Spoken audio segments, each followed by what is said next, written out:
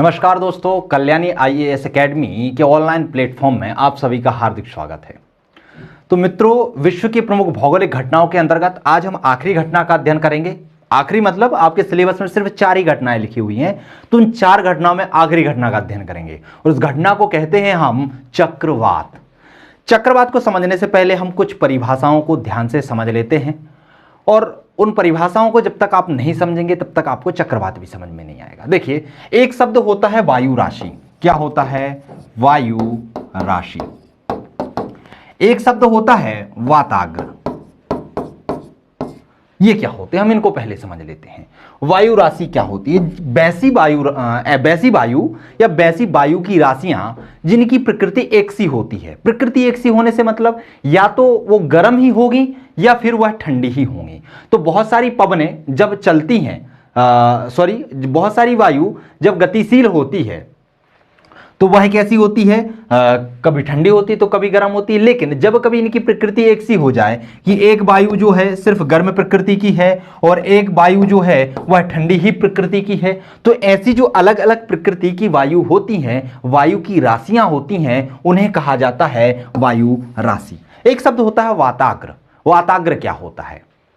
वाताग्र जब यह वायु राशियां आपस में टकराती हैं, मतलब जब गर्म वायु राशि ठंडी वायु राशि से टकराएगी तो वहां पर वाताग्र का निर्माण होगा। अर्थात ऐसा संक्रमणकालीन क्षेत्र होता है जहां पर दो विपरीत वायु राशियां आपस में आकर टकराती हैं। तो जब ये वायु राशियां आपस में आकर टकराएंगी तो दो सिचुएशन बनती है। कैसे सिचुएशन बनती है?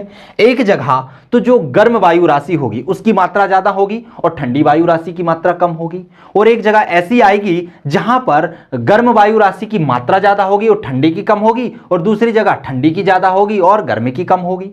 तो जहां कभी ऐसी सिचुएशन होती है तो जिसकी मात्रा कम होती है वह अंदर चली जाती है, या जो भारी होती है वह अंदर चली जाती है, और जिसकी मात्रा अधिक होती है वह उसको घेर लेती है, एक आवरण उसके चारों ओर बना लेती है। समझते हैं उससे होता क्या है जब कभी ऐसी सिचुएशन हो। कैसी? कि मान लीजिए गर्म जो वायु राशि है ये कैसी है? हीट है, और एक वायु राशि है जो ज्यादा मात्रा में है, वो कैसी है? कोल्ड है, ठंडी है। जब ये आपस में टकराती हैं, टकराने को वाताग्र कहा जाता है। जब ऐसे टकराएंगी तो ये घूमने लगेंगी, है ना, घूमने लगेंगी इस तरीके से। जिस तरीके से घूमती हैं तो यह आकृति कुछ ऐसी बन जाती है। कैसी बन जाएगी? ऐसी बन जाएगी। जो अंदर है, अंदर गर्म हवा होती है, और मैंने आपको पहले ही बताया है, 1000 बार बताया, फिर भी बता देता हूं, T प्रोपोर्शनल टू 1/P होता है। आप बोलोगे सर ये क्या लिख दिया है?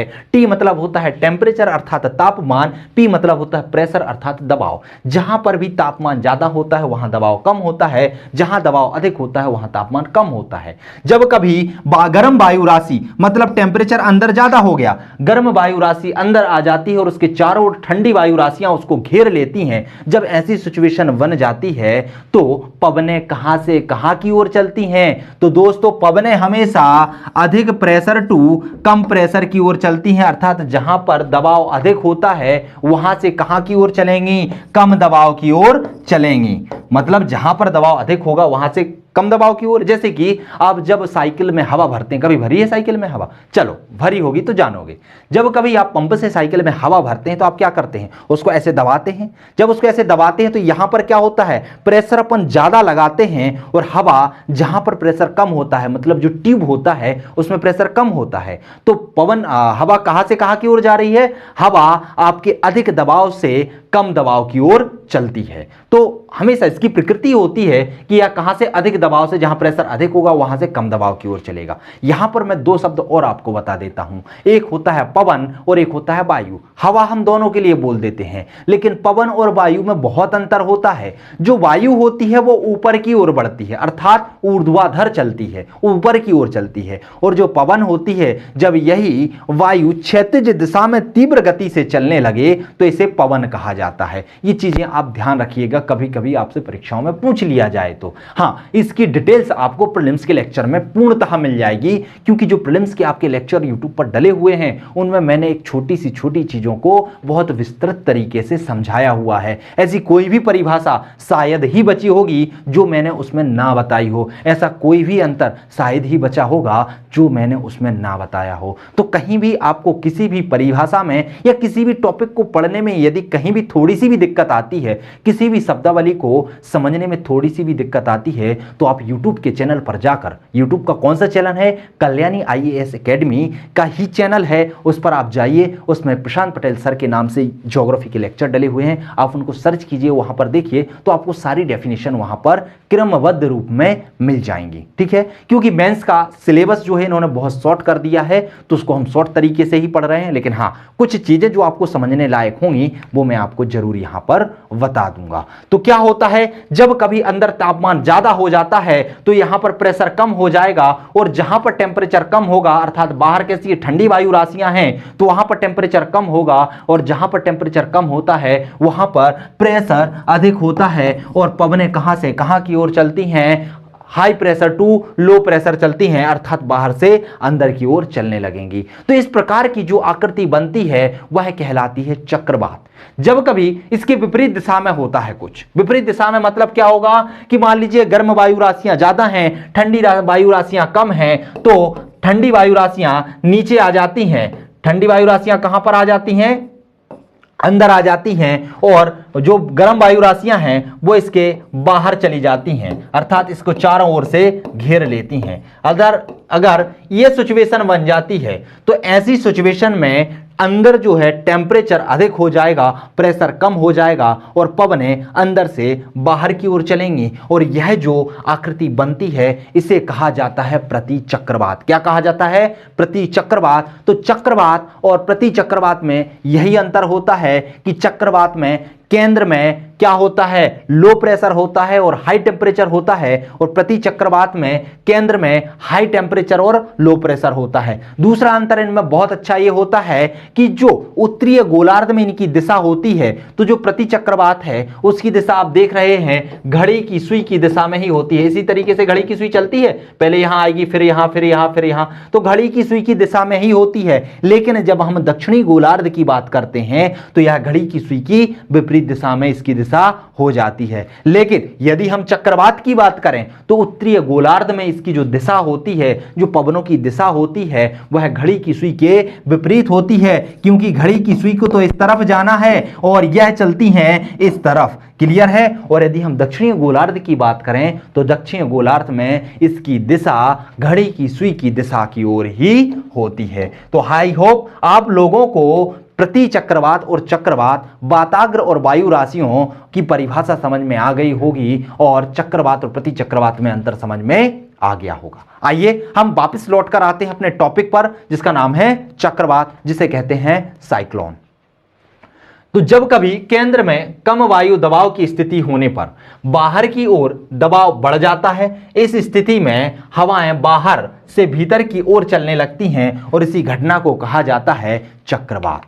चित्र आपको दिखाई दे रहा है, ये जो चित्र है ये दक्षिणी गोलार्ध का है, क्योंकि इसकी जो दिशाएं आपको दिखाई दे रही हैं वो घड़ी की सुई के अकॉर्डिंग ही दिखाई दे रही हैं। क्लियर है। ये चक्रवात की आंख कहलाती है, जहां पर ये हवाएं जो होती हैं, जो पवनें जो होती हैं अंदर की ओर आ रही होती हैं। क्लियर है। और ये जो बाहर का क्षेत्र होता है वो कहलाता है वर्षा का क्षेत्र, क्योंकि जब कभी ये वायु राशियां इस तरीके से टकरा कर ऐसे वाताग्र बना लेती हैं, ऐसे घूमने लगती हैं, तो घूमते घूमते वह अपने साथ वहां के जल को भी उठा लेती हैं। इनका जो आकार होता है, इनकी दिशा मैं बता ही चुका हूं कि उत्तरीय गोलार्ध में घड़ी की सुई की दिशा के विपरीत और दक्षिणी गोलार्ध में घड़ी की सुई की दिशा में होता है। इसको हल्के में मत लेना, कंफ्यूजन में आप गलत कर जाओगे, क्योंकि बार बार प्रश्न पूछा जाता है कि चक्रवात की दिशा उत्तरीय गोलार्ध में कैसी होती है, दक्षिणी गोलार्ध में कैसी होती है, और ऐसे ही प्रति चक्रवात का पूछ लिया जाता है, और आप कंफ्यूजन में चक्रवात की जगह प्रति चक्रवात के आंसर लगा के आ जाते हो, और प्रति चक्रवात की जगह चक्रवात के आंसर। तो ये आपको ध्यान रखना है कि इसकी दिशा जो होती है उत्तरीय गोलार्ध में विपरीत दिशा में होगी घड़ी की सुई की, और दक्षिणी गोलार्ध में घड़ी की सुई के अकॉर्डिंग ही होती है। इसका जो आकार होता है वह अंडाकार या वी आकार का कुछ भी हो सकता है, अर्थात यह बवंडर बनते हैं और बवंडर कुछ इस तरीके से बनते रहते हैं जो भी आकार के होते हैं। यहां पर बहुत तीव्र गति से हवाएं चलती हैं और धीरे धीरे धीरे धीरे ऊपर की ओर आती हैं। कभी गर्मियों में आपने देखा होगा, बगडूरा बोलते हैं उसको, आपने देखा होगा गर्मियों के टाइम पर जब लू चलती है तो उस समय कुछ हवाएं आती हैं और हवाएं आकर अचानक से टकराकर घूमने लगती हैं, और जैसे ही ये घूमती हैं तो वहां की घास को, धूल को, वहां जो लकड़ियां डली होती हैं उन सबको उड़ाकर ऊपर की ओर ले जाती हैं। कभी आपने देखा हो तो समझ लेना उसी का जो बहुत बड़ा रूप होता है वह कहलाता है चक्रवात। और यह वर्षा का कारण भी बनता है, यह नुकसान का कारण भी बनता है। इससे तटीय क्षेत्रों में बहुत ज़्यादा हानि भी होती है, क्योंकि जब ये बवंडर उठते हैं समुद्र से तो ये अपने साथ बहुत सारी जलमात्रा भी लेके चलते हैं। कभी कभी आपने सुना होगा न्यूज़ में कि यहाँ पर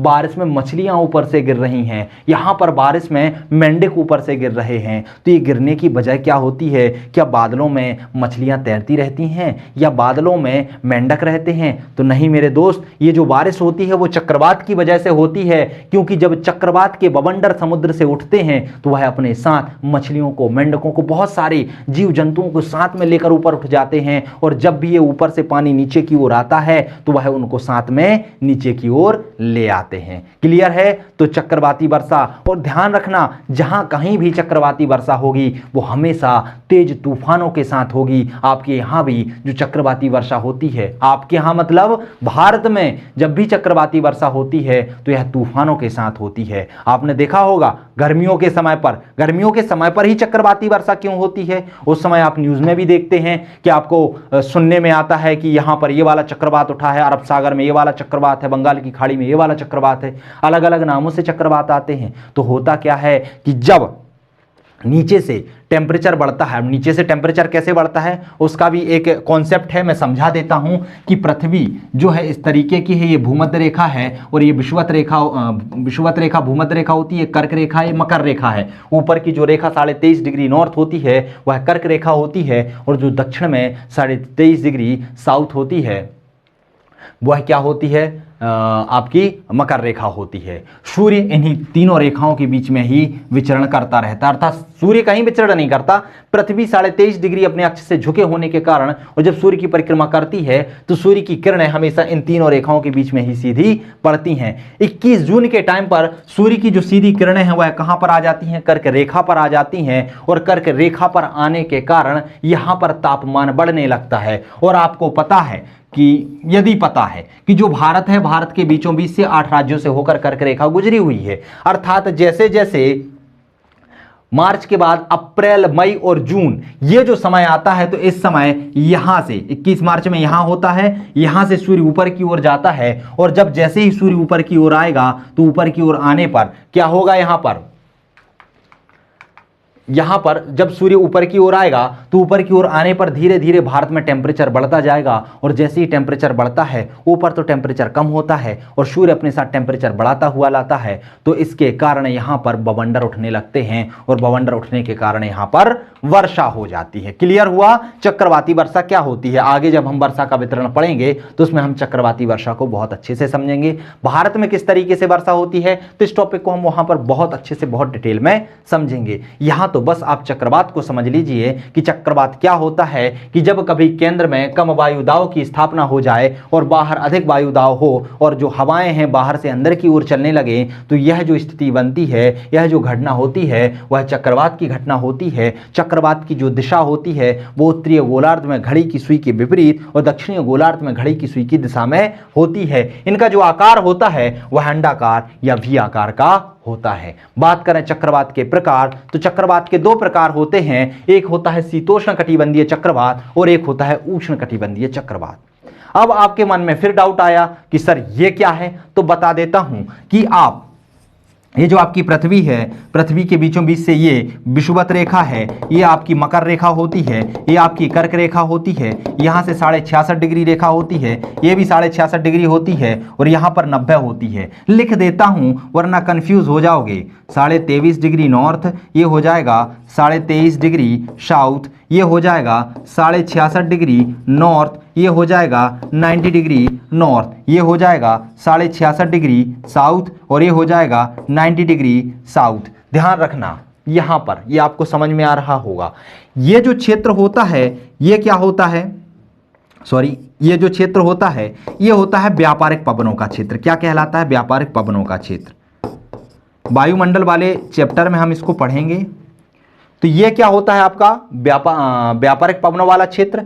ये जो क्षेत्र होता है ये कहलाता है आपका पछुआ पवनों वाला क्षेत्र। क्या कहलाता है? पछुआ पवनों वाला क्षेत्र। यहां पर जो हवाएं हैं वह कहां से 23.5 डिग्री उच्च, ये क्या है? उच्च उपोष्ण वाला क्षेत्र होता है। तो यहां से चलती हैं यहां की ओर, ठीक है। ये उष्ण वाला क्षेत्र होता है, उपोष्ण वाला, ये समशीतोष्ण, और सबसे ऊपर जाएंगे तो शीतोष्ण वाला होता है। इस टॉपिक को डिटेल्स में मैंने प्रीलिम्स में पढ़ाया हुआ है, यहाँ आपके टॉपिक में नहीं है, लेकिन ध्यान रखना ज्योग्राफी एक सब्जेक्ट ही ऐसा है जिसमें सारे कॉन्सेप्ट, आपका कोई भी टॉपिक चलेगा तो उसके जितने भी कॉन्सेप्ट होते हैं वो वहां पर लग जाते हैं। इसलिए मैं थोड़ा सा आपको डिटेल में यहाँ पर बताते जाता हूँ। समझने का प्रयास करिएगा, क्योंकि आप मेंस पढ़ रहे हैं तो मुझे लगता है कि आपने ये सारी चीजें प्रीलिम्स में पढ़ी होंगी, और नहीं पढ़ी हैं तो आप एक बार प्रीलिम्स के लेक्चर जरूर देखिएगा। तो ये क्या होते हैं? ये यहां पर व्यापारिक पवनें चलती हैं। तो ये जो क्षेत्र होता है यहां पर, ये वाला क्षेत्र 23.5 डिग्री नॉर्थ से 23.5 डिग्री साउथ, इसके बीच में जो चक्रवात जन्म लेते हैं उन्हें कहते हैं उष्णकटिबंधीय चक्रवात। क्योंकि मैंने अभी जस्ट पहले आपको बताया है कि इन तीनों रेखाओं के बीच में सूर्य की सीधी किरणें वर्ष भर पड़ती हैं। क्लियर है? इसके ऊपर सीधी नहीं पड़ती और नीचे भी सीधी नहीं पड़ती। तो जो व्यापारिक पवनों वाला क्षेत्र है यहां पर जो चक्रवात जन्म लेते हैं वह उष्णकटिबंधीय चक्रवात जन्म लेते हैं। और ध्यान रखना ये चक्रवात 5 डिग्री से ही जन्म लेते हैं। 5 डिग्री नॉर्थ से 23.5 डिग्री और 5 डिग्री साउथ से 23.5 डिग्री। क्यों? क्योंकि 5 डिग्री 0 से 5 डिग्री का जो क्षेत्र होता है वो डोलड्रम का क्षेत्र होता है। यहां पर शांत वातावरण होता है, इसलिए यहां पर चक्रवात जन्म नहीं लेते हैं। इसके ऊपर ही चक्रवात जन्म लेंगे और नीचे ही चक्रवात जन्म लेंगे। तो समझ में आया? ये चीजें हैं। कहां पर कौन से चक्रवात? जो 23.5 डिग्री के बीच में रहेंगे वो उष्णकटिबंधीय रहेंगे, जो इसके ऊपर रहेंगे 66.5 के यहां पर वो रहेंगे शीतोष्णकटिबंधीय चक्रवात। चलिए समझते हैं हम शीतोष्ण कटिबंधीय चक्रवात को। तो ये चक्रवात दोनों गोलार्धों में कहां 35 से 65 अक्षांशों के मध्य जन्म लेते हैं। इनका अक्षांश में आयनवर्तीय क्षेत्रों में उत्पन्न उष्ण वायु राशियां एवं शीतल ध्रुवीय वायु राशियों में परस्पर मिलने से ध्रुवीय वाताग्रों का निर्माण होता है। भाषा को आप टफ मत समझिएगा, बिल्कुल इजी भाषा है। वो कहने का मतलब उनका ये है कि जो 35.5 से 66 है, 35 से 66 है, यहाँ पर ये क्या चलती हैं? उष्ण वायु राशियाँ चलती हैं और ऊपर से आती हैं शीतल ध्रुवीय वायु राशियाँ, क्योंकि ध्रुवों से आ रही होती हैं तो ये टकराती हैं। तो टकराने से कैसे वाताग्र बनेंगे? ध्रुवीय वाताग्र बनेंगे। तो वही बात कही गई है कि इन अक्षांशों में आयनवर्तीय क्षेत्रों में उत्पन्न उष्ण वायु राशियाँ, मतलब ये जो चल रही हैं उष्ण वायु राशियाँ, क्योंकि 23.5 से उठ रही हैं, और ऊपर से जो आ रही हैं शीतल ध्रुवीय वायु राशियां, क्योंकि यह ध्रुवों से आ रही हैं। तो ये जब टकराती हैं तो यहां पर ध्रुवीय वाताग्रों का निर्माण हो जाता है। ये चक्रवात उत्तरीय गोलार्ध में शीत ऋतु में उत्पन्न होते हैं, जबकि दक्षिणीय गोलार्ध में जलीय भाग अधिक होने के कारण वर्ष भर उत्पन्न होते रहते हैं। ध्यान रखना, जो शीतोष्ण कटिबंधीय चक्रवात है इसे शीतोष्ण कटिबंधीय इसलिए कहा गया है क्योंकि उत्तरीय गोलार्ध में शीत ऋतु में ही जन्म लेते हैं, लेकिन दक्षिणीय गोलार्ध में पानी की मात्रा ज्यादा है। तो पानी की मात्रा ज्यादा होने के कारण यहां पर क्या होता है? ये वर्ष भर ही उत्पन्न होते रहते हैं। ये चक्रवात भी अंडाकार हो सकते हैं, गोलाकार हो सकते हैं, अर्ध गोलाकार हो सकते हैं, वी आकार के हो सकते हैं, इसलिए इन्हें वी आकृति के चक्रवात भी कहा जाता है। क्लियर हुआ? यह भारत को पश्चिमी विक्षोभ के रूप में प्रभावित करते हैं। आपको पता है कि भारत में एक पश्चिमी विक्षोभ के द्वारा वर्षा होती है, वह वर्षा होती है शीतोष्ण कटिबंधीय चक्रवातों के द्वारा, क्योंकि यह चक्रवात उस समय शीत ऋतु में भूमध्य सागर में उत्पन्न हो रहे होते हैं, और भूमध्य सागर में जब ये उत्पन्न होते हैं तो पछुआ पवनों की वजह से पछुआ पवनें यहाँ के जल को अपने साथ ले आती हैं और हमारे हिमालय से टकराकर जो उत्तर का क्षेत्र होता है, जम्मू कश्मीर उत्तराखंड जम्मू कश्मीर पंजाब हरियाणा उत्तराखंड वाला जो क्षेत्र होता है, वहां पर यह भारी वर्षा कराता है। अब हम समझते हैं उष्णकटिबंधीय चक्रवात को। उष्णकटिबंधीय चक्रवात क्या होते हैं? उष्णकटिबंधीय चक्रवातों को पश्चिमी द्वीप समूह, कैरिबियाई द्वीप समूह के निकट क्या क्या कहा जाता है? हरिकेन कहा जाता है। चीन और फिलीपींस के और जापान के निकट इसे टाइफून कहा जाता है, और हिंद महासागर में इसे साइक्लोन या चक्रवात कहा जाता है। यदि हम ऑस्ट्रेलिया की बात करें तो यहां पर इसे विली विली कहा जाता है। क्या कहा जाता है? विली विलीस कहा जाता है। तो ये अलग अलग नाम है, क्योंकि आपसे एग्जाम में कभी भी पूछ लिए जाते हैं कि विली विली क्या है। आप समझते हो कि किसी जानवर का नाम है, तो ध्यान रखना विली विलीस चक्रवात का नाम है, जिसे ऑस्ट्रेलिया में विली विलीस कहा जाता है ना। हरिकेन, टाइफून और भी नाम है, जैसे कि चक्रवात है, साइक्लोन है। कहां पर किस नाम से पुकारा जाता है, ये आपको ध्यान रखना है। उत्पन्न कहां से कहां होते हैं? तो यह 5 डिग्री से 30 डिग्री उत्तर में और 5 डिग्री से 30 डिग्री दक्षिणी अक्षांशों के बीच उत्पन्न होते हैं। विषुवत रेखा में 0 से 5 डिग्री उत्तरीय और दक्षिणीय गोलार्ध में कोरियोलिस बल के अभाव अथवा अत्यधिक क्षीण होने के कारण यहां पर चक्रवात प्रायः दिखाई नहीं देते हैं। मैं अभी आपको सरल भाषा में इसको समझा चुका हूं। उष्णकटिबंधीय चक्रवात महासागरीय क्षेत्रों में सक्रिय होते हैं, लेकिन स्थल पर पहुंचते पहुंचते कैसे हो जाते हैं? क्षीण हो जाते हैं। इसलिए इनका प्रभाव समुद्र में ज्यादा होता है और यह अपना प्रभाव तटीय क्षेत्रों में बहुत अधिक बना देते हैं। व्यापारिक पूर्वी पवनों की पेटी का अधिक प्रभाव होने के कारण सामान्यतः इनकी दिशा पूर्व से पश्चिम की ओर होती है। मैंने आपको बताया था चित्र बनाकर कि यहाँ पर जो व्यापारिक पवनें चलती हैं 23.5 से 0 डिग्री की ओर, तो इन्हीं दिशा में ये चक्रवात उत्पन्न होते हैं। मान लीजिए या तो यह कर्क रेखा के यहाँ पर उत्पन्न होंगे या फिर मकर रेखा के यहाँ पर उत्पन्न होंगे। तो जब ये उत्पन्न होते हैं तो इनकी दिशा कहाँ की ओर होगी? पूरब से पश्चिम की ओर होगी। क्लियर है? तो ये दिशाएं आपको ध्यान रखना है कि किसकी कहां पर होती है। यदि आप शीतोष्ण कटिबंधीय चक्रवात की बात करेंगे तो उनकी दिशा पश्चिम से पूर्व की ओर होगी, और यदि उष्ण कटिबंधीय चक्रवात की बात करोगे तो इनकी दिशा पूर्व से पश्चिम की ओर होगी। उष्ण कटिबंधीय चक्रवात में वायु दाब प्रवणता बहुत अधिक होती है। चक्रवात में केंद्र में निम्न वायु दाब होता है, इसमें वर्षा नहीं होती। इसे तूफान की क्या कहा जाता है? आंख कहा जाता है। क्योंकि जब मैं आपको चित्र बता रहा था स्टार्टिंग में, तो मैंने वहां पर बताया था कि ये जो चक्रवात का केंद्र बिंदु वाला क्षेत्र होता है यहाँ पर, ये वाला, तो वो क्या कहलाता है? चक्रवात की आंख कहलाता है। आगे देखते हैं चक्रवात के प्रभाव को, कि आखिर चक्रवात के मानव पर प्रभाव क्या पड़ते हैं। तो आपको क्या लगता है? तो देखिए, चक्रवात के सकारात्मक नकारात्मक दोनों प्रकार के प्रभाव पड़ते हैं, लेकिन जो तटीय क्षेत्र होते हैं वहां पर चक्रवात के नकारात्मक ही प्रभाव पड़ते हैं। हाँ, कहीं कहीं अंदर जब इसके माध्यम से बारिश हो जाती है तो वह कहीं ना कहीं सकारात्मक रूप लेकर आती है। लेकिन हम नकारात्मक प्रभाव देख लेते हैं, जैसे कि तटीय क्षेत्रों में स्थित बस्तियां और बंदरगाहों का क्या हो जाता है? विनाश हो जाता है, क्योंकि चक्रवात समुद्र और सागर में जन्म लेते हैं, और जब यह तीव्र गति से स्थल की ओर बढ़ते हैं तो अपने साथ बहुत तीव्र पानी की बौछारें लेकर चलते हैं, बहुत तीव्र पवनों को लेकर चलते हैं, और जैसे ये तटों से टकराते हैं तो वहां पर जो भी बस्तियां होती हैं, जो भी बंदरगाह होते हैं, उन्हें नष्ट कर देते हैं। आधारभूत संरचना का विनाश हो जाता है, जो संचार माध्यम है वो बाधित हो जाते हैं, जितने भी टावर हैं वो उखड़ जाते हैं, पेड़ पौधे अपनी जगह से विस्थापित मतलब टूट जाते हैं, उखड़ जाते हैं, बस्तियां मिट जाती हैं, कम्युनिकेशन स्किल पूरी तरह से बाधित हो जाता है। तीव्र वर्षा से बाढ़ की स्थिति भी बन जाती है, क्योंकि आपने सुना होगा कि जब शीत ऋतु में या ग्रीष्म ऋतु के टाइम पे जब दक्षिण में चक्रवात उत्पन्न होते हैं तो आपने सुना होगा कि उड़ीसा में बाढ़ आ गई या आंध्र प्रदेश में बाढ़ आ गई, कभी कभी गुजरात के तटों पर भी बाढ़ की स्थिति देखने को मिलती है।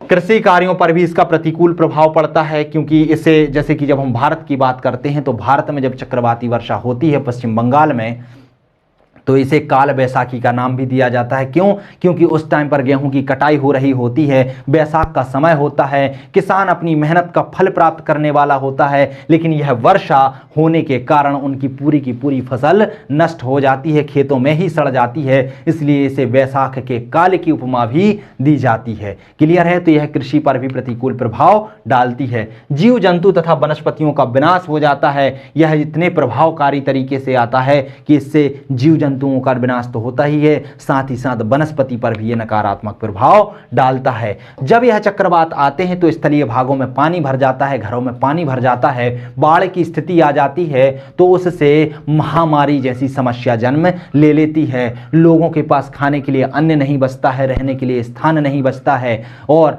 कई बीमारियां उन्हें घेर लेती हैं। सफाई की व्यवस्था नहीं होती है, नाले जाम हो जाते हैं, पूरे शहर में गंदा पानी भर जाता है। तो इससे क्या जन्म लेती है? महामारी की समस्या जन्म लेती है। सामाजिक आर्थिक क्रियाशीलता प्रभावित होती है। जो सामाजिक आर्थिक क्रियाएं चल रही होती हैं मानव की, वो सभी इससे कैसी होती हैं? प्रभावित होती हैं। पर्यावरण पर भी इसका प्रतिकूल प्रभाव पड़ता है, क्योंकि चक्रवात आने से बहुत सारा नुकसान होता है पर्यावरण को, क्योंकि इससे पेड़ पौधे भी उखड़ जाते हैं, बांध भी टूट जाते हैं, बाढ़ जैसी समस्या आ जाती है, भूस्खलन भी हो जाता है, बहुत सारी चीज़ें होती हैं जिस कारण से पर्यावरण पर भी प्रतिकूल प्रभाव पड़ता है। प्रभाव तो हमने देख लिया, अब हमें देखना है कि आखिर चक्रवात से बचा कैसे जाए। क्योंकि प्राकृतिक घटना है, और मैंने कहा है कि प्राकृतिक घटनाएं कितनी भी हों, चाहे भूकंप हो, ज्वालामुखी हो, सुनामी हो, या चक्रवात हो, बाढ़ हो, या कुछ भी हो, इनको रोका नहीं जा सकता। हाँ, इनके प्रभाव को या फिर इनके द्वारा होने वाली हानि को कम जरूर किया जा सकता है। तो हम क्या कर सकते हैं? चक्रवात का पूर्व अनुमान लगा सकते हैं, और भारत में इसका कार्य पृथ्वी विज्ञान मंत्रालय के तत्वाधान में क्षेत्रीय विशेष मौसम विज्ञान दिल्ली कर रहा है। इसके द्वारा चक्रवात का पूर्व अनुमान लगाया जाता है, लोगों को सचेत किया जाता है। भारत में राष्ट्रीय चक्रवात जोखिम शमन परियोजना को गृह मंत्रालय के तत्वाधान में तथा राष्ट्रीय आपदा प्रबंधन प्राधिकरण के द्वारा संबंधित राज्य सरकारों और राष्ट्रीय आपदा प्रबंधन संस्थान के समन्वय से कार्यान्वित किया जा रहा है। इतनी संस्थाएं हैं जो चक्रवात के नियंत्रण के लिए, समन्वय के लिए कार्य करती हैं। केंद्र में अलग करती, राज्य में करती है, और स्थानीय लेवल पर भी करती है। इस परियोजनाओं में चक्रवात प्रभावित राज्यों को 2 श्रेणियों में बांटा गया है ना। एक श्रेणी होती है उच्च भेद्यता वाली श्रेणी, जहां पर चक्रवात बहुत अधिक प्रभाव डालते हैं, बहुत तीव्र गति से आते हैं, जिसमें आंध्र प्रदेश, गुजरात, तमिलनाडु और पश्चिम बंगाल समाहित होते हैं। और एक आता है निम्न भेद्यता श्रेणी, जिसमें महाराष्ट्र, कर्नाटक, केरल, गोवा, पांडिचेरी, लक्षद्वीप, दमन दीव और अंडमान निकोबार शामिल किया जाता है। ध्यान रखना, यहां पर उड़ीसा का भी नाम शामिल कर लेना, क्योंकि उड़ीसा भी उच्च भेद्यता श्रेणी में शामिल किया जाता है। तो ये राज्यों की श्रेणी बटी हुई है, क्योंकि यहां पर चक्रवातों का प्रभाव अधिक होता है, उसे उच्च भेद्यता श्रेणी में, जहां पर कम होता है उसे निम्न भेद्यता श्रेणी में रखा जाता है।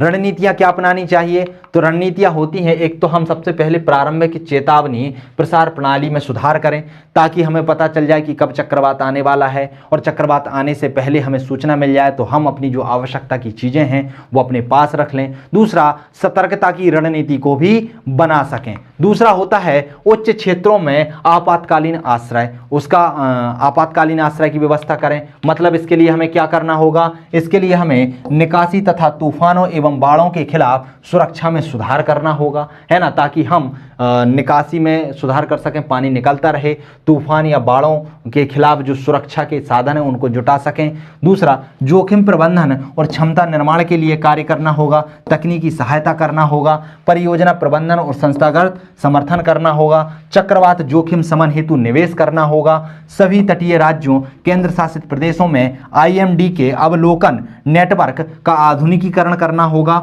और तटीय क्षेत्रों में मैंग्रोव वनों का संरक्षण व संवर्धन करना होगा। मैंग्रोव वन जो होते हैं वह चक्रवात के प्रभाव को कम कर देते हैं, उसकी तीव्रता को कम कर देते हैं, क्योंकि जब भी चक्रवात तट से टकराते हैं, मैंग्रोव वनों की एक सीधी रेखा होती है जो इसके प्रभाव को वहां पर कम कर देती है। तटीय क्षेत्रों में जागरूकता को बढ़ाना होगा, चक्रवात के प्रति जागरूक करना होगा, और उनके लिए क्या क्या रणनीतियां अपनाई जा सकती हैं, उस समय किस तरीके से उनको ट्रेंड किया जा सकता है, इस सभी की जागरूकता हमें ध्यान रखनी होगी।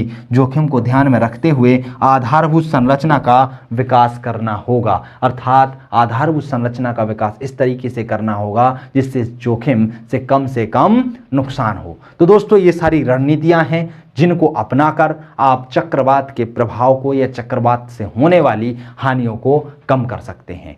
तो इसके साथ ही जो हमारे टॉपिक थे कि विश्व में प्रमुख भौतिक घटनाएं, वो टॉपिक समाप्त होता है। इसके अंतर्गत हमने चारों जो घटनाएं हैं डिटेल्स में पढ़ी हैं।